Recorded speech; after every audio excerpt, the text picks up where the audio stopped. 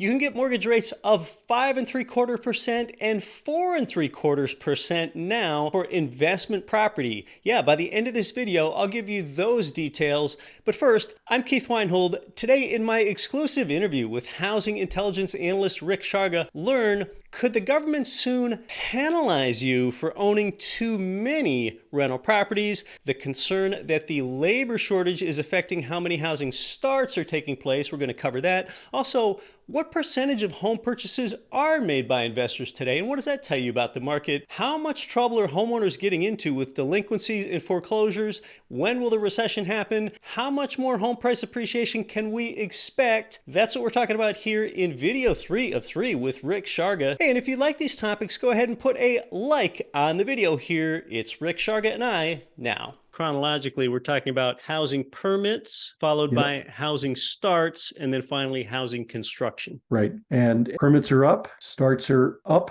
recently, but down year over year. And the construction numbers are getting back close to normal levels. And we need the builders to build more because even before the rate lock effect took effect and existing home inventory got so scarce, we didn't have enough housing in the works. We were, depending on whose numbers you believe, somewhere between 2 and 6 million units short. And so we need the builders to come back to market. Of note for your folks, Keith, investors continue to account for a fairly significant amount of activity in the residential market. Over a quarter of home purchases, 26% in June, which is the most recent data we have, were made by investors. And I believe this number actually underreports the number of investor purchases because it's from a company called CoreLogic. It's accurate data for what they count, but they only count investor purchases where the buying entity has an LLC, an LLP, a corp kind of entity. And we know that a lot of buyers don't do that, who are investors. So it probably understates it. But the fact of the matter is that historically speaking, 26% of residential purchases being done by investors is a pretty high number. That's a pretty high number. And as you alluded to, it's probably actually higher than 26% of home purchases being made by investors. And so the headlines will breathlessly tell you that Main Street is being gobbled up by Wall Street. Oh, I know. And those institutional investors are evil people. They're buying everything that right. And the truth is completely the opposite. If you look at investors who are buying properties, it's really the small investors who are buying about 46% of those investor purchases, medium-sized investors, about 35%. If you're looking at the biggest of the big investors, they're buying less than 10% of what's going out today. And they still own collectively about 3% of the single-family rental stock. That's so all. It's the mom and pop investor who continues to drive the market. Yeah, I'm glad you bring this up, Rick, because there seems to be this outsized perception that institutional money through someone like, say, an Invitation Homes is just gobbling up all the good investor homes, and they're really not. It's mom and pop investors that rule. In fact, there's some legislation pending in DC right now that's aimed to keep these institutional investors from doing what they're already not doing, and have some tax penalties for anybody who owns, here's the number that's important, more than 50 properties. Well, Invitation Homes owns significantly more than 50 properties. I know a lot of medium-sized investors who own more than 50 properties. Yeah. They're certainly not institutional investors. They certainly don't have a hedge fund behind them. So, you're important again for folks in this market to be in touch with their legislators and let them know what's really going on in the marketplace so we don't get this kind of bad legislation that makes it tough for the average investor to really take full advantage of the opportunities that are out there. 100%. Mom and pop investors might need more than 50 units to obtain financial freedom. Just to wrap up, Keith, a couple points on delinquencies and foreclosures. I know a lot of investors got into the business a decade or so ago when there was just a rash of foreclosure activity and you could buy a distressed property by just walking down the street and knocking on doors. It's a little different these days. Because of that strong economy we talked about earlier and that low unemployment rate, mortgage delinquencies are at an all-time low. Mortgage Bankers Association reported that at the midpoint of this year, at the end of the second quarter, the total delinquency rate was 3.37%. To put that in context, historically, the number is somewhere between 4 and 5%. So not only are we not seeing a lot of delinquencies, we're seeing less than we would see normally. And the seriously delinquent loans, the ones that are 90 days plus past due, is as low as we've seen it in probably the last 6 or 7 years. That's really interesting. So not very many homeowners are in trouble with making their payments, which to some people might seem like a conflict with what we described back in the earlier part of the chat about low savings and higher credit card debt. But, so many of these homeowners are locked into these really low payments where they got low mortgage interest rates. Plus, inflation cannot touch those fixed rate payments. No, and that's an important point for those people that are in these homes. It'd be more expensive for them to go rent right now, probably Yeah, because they got such a good deal on the mortgages. right. There's usually a pretty strong correlation between unemployment rates and mortgage delinquency rates. So I mentioned that the most recent report had unemployment at 3.8%. I think at the end of June, it was at 3.5%. So we might see delinquency rates tick up a little bit. There was also some really bad social media memeing going on during the government's mortgage forbearance program. There was even an economist who predicted that almost everybody who got a forbearance was going to go into default. And that would have been a catastrophe. If you look back a little over a year ago, actually more like 2 years ago, when there were a lot of people in forbearance, you saw delinquency rates very high, but that was because people were allowed to miss payments. They were just being counted by the industry as delinquent. Fact is that less than 0.5%, less than 0.1% of the borrowers who were in forbearance, and there were 8.5 million of them, have defaulted on their loans. The overwhelming majority have done very, very well with that program. So it really didn't contribute to any kind of delinquency or default activity. So strong economy, extremely high loan quality because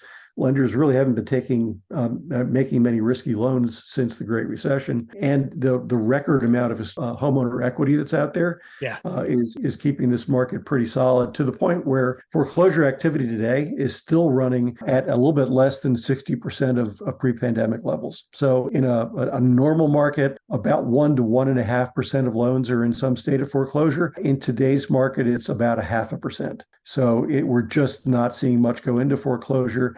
And the properties that go into foreclosure, the homeowners have a significant amount of equity. 92% of borrowers in foreclosure have equity in their homes, which is wildly different from where we were during the great financial crisis, when a third of all homeowners were underwater on their loans and just about everybody in foreclosure was upside down. Yeah. And people push back at me when I'm out talking at conferences about this, Keith. Oh, yeah, they have equity, but they don't have enough equity to make a difference. Oh, yes, they do. 88% of the borrowers in foreclosure have more than 20% equity. And that's typically the magic number that a realtor will tell you need in order to sell your property and avoid any other kind of complications with one of these foreclosures. Preventing any sort of fire sale and lowering of prices that makes all home prices go down in a neighborhood. We're not anywhere near that condition. No, not at all. And in fact, some other data that I didn't have in the deck today, but I'll share with you and your listeners, is that about 62% of the distressed property sales we see right now are properties in the early stage of foreclosure prior to the foreclosure auction, which means these distressed homeowners are protecting their equity by selling the property before it gets sold at a foreclosure sale. And so they're protecting the vast amount of this equity. But if you're an investor in today's market, there's some really important information in what I just gave you. You can't wait for the bank repossession in this cycle. Bank repossessions are running 70% below where they were prior to the pandemic. And the properties, so there's fewer properties getting to auction because 60-some% of these distressed property sales are prior to the auction. Properties that get to auction are selling through at about 60% rate. So there's nothing going back to the lenders. So if you want to buy a property in some stage of foreclosure, your best bet in today's market is to get a list of people in the early stage of foreclosure and reach out directly to them. Your second best bet is to get to that foreclosure auction and be ready to move at the auction. And your worst bet is to wait for the lender to repossess the property. And in fact, I've seen anecdotal data that suggests that those properties are actually more expensive than the ones you could buy from the homeowner or at the auction because the lenders are fixing them up and selling them at full market price. Good guidance for those chasing distressed properties. So that's what's going on in the foreclosure market. I don't see foreclosure activity being back to normal levels until sometime next year. And I don't see REO activity, bank repossessions, being back to normal levels even next year. So it's a very different marketplace. This is what I was just talking about, Keith. If you were to break up what's selling at what stage of the foreclosure process right now, about 64% of distress sales are taking place prior to the foreclosure auction, and less than 20% of distress sales today are those bank-owned properties. So it's a very different world than what a lot of investors grew up in. Well, Rick is about to share his summary with us, his closing thoughts. Before he does that, I've got two questions for you, Rick. I hear some people out there, it seems to be oftentimes the real estate agent type, maybe that's trying to be a big cheerleader for the market. And I hear a few of them say something like, hey, you know what? You better buy now because when mortgage rates fall, home prices are really going to shoot through the roof. I don't really know that that necessarily happens because when mortgage rates fall, okay, that might increase demand of capable home buyers, but it should also increase supply. Now the mortgage rate lock-in effect goes away and more people will want to bring supply onto the market. And I also like to think about what happens when rates are falling. Typically that means the economy needs help and unemployment might be a little higher. So my thoughts, Rick, are if mortgage rates do fall substantially, all right, that might help home price appreciation a little bit, but I don't see it as any sure thing that would make home prices go through the roof. What are your thoughts? It's a great question. You make a very logical argument. A lot of it comes down to supply, and that's where I would hedge my bets. I don't think we see a ton of supply come back to market until rates are back in the low fives. So there's a point and a half of interest going from a little over 7 to maybe 5.5%, where we're probably going to see more buyers come to market than we're going to see inventory come to market. My other thought, and we touched on it earlier, is with rents. Talk to me about the future direction of rents. They were torridly hot a year or two ago, up 15% year over year. Rents have moderated substantially, but with this really lousy home affordability and a high home ownership rate, it seems like with this low affordability, we're set up for the home ownership rate to go lower and the proportion that rent go higher, which could put upward pressure on rents over time here. What are your thoughts with rents? Yeah, offsetting what you just said is a record number of apartment units coming to market this year. There are likely to be some markets across the country that wind up oversupplied because of the amount of inventory coming to market. Now, don't get me wrong, the inventory coming to market is going to tend to be expensive inventory. And so that in and of itself could make rent prices come up a bit. But I do believe in the short term, I would tend to agree with you that the lack of housing stock available for people who would like to buy is going to play in the benefit of the folks who own properties to rent. And that will, I believe, be particularly true for people that own single family residential units that are like houses to rent. So I guess we're going to split the difference on these two questions. I'm going to mostly agree with you on the second one. I do believe there's a chance prices will go up a little bit more than you think as mortgage rates come down until we get down to about 5.5% mortgage rates or lower when we see more of that inventory coming to market. And what is the real wild card in all of this, of course, is what happens with the overall economy. Do we enter a recession? Does unemployment spike? If that's the case, that should weaken demand a bit. And you could have a little bit of an uptick in foreclosures, which will weaken the market as well. So a lot of different components at play. And I think when people ask you questions like that, Keith, about, mortgage rates come down, is this going to happen? They kind of oversimplify the equation quite a bit. Right. There are a lot of other variables that go into it. 100%.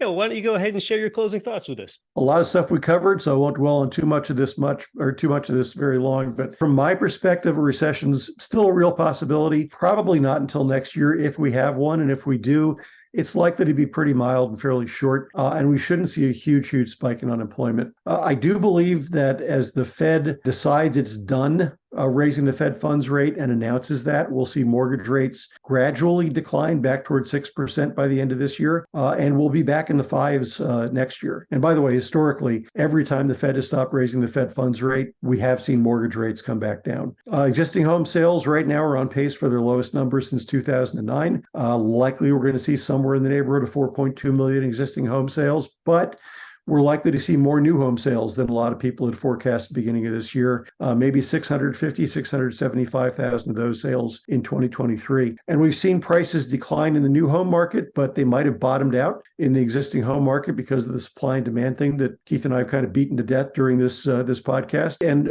again, importantly for this audience, investors continue to account for a very large percentage of residential purchases. And a lot of you seem to be shifting toward buy and hold strategies, which again makes ultimately good sense in a market like today's. And then that anticipated wave of foreclosures that all those folks on YouTube were trying to sell you courses to figure out how to maximize never materialized, and at least during this cycle, not likely to anytime soon. Yeah, probably won't. Yes, a lot of people a couple years ago, especially on YouTube, were talking about a certain price collapse is coming, and it never happened. And I never saw how it would have happened, and I never made those sort of dire predictions. Well, Rick, this was a great chat about the overall economy, the housing market, and what investors need with the housing market. I'm sure our audience learned an awful lot. It was a terrific update. If our audience wants to learn more about you and kind of wish this chat would just go on and that they could learn more about you and engage with your resources, what's the best way for them to do that? Well, you can certainly follow me on social media.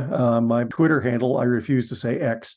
My Twitter handle is just Rick Sharga. I'm on LinkedIn, not too hard to find there. You can also check out my website, which is cjpatrick.com. But I enjoy doing these conversations with you, Keith. I think the first time we talked, you reached out because I had come down like the wrath of God on somebody who was predicting a housing price crash because I didn't see one coming either, and I thought he was doing investors a disservice. So, keep the faith and keep the good fight going, Keith, and I'll be here whenever you want to talk. Though Rick and I talked about how this is a good market for investors, in some markets, cash flow has become like an endangered species. Well, I have some really good news for you here. We have largely solved that problem at GRE of higher mortgage rates hurting your cash flow, and that's why investors like you are still snapping up rental properties from GRE Marketplace.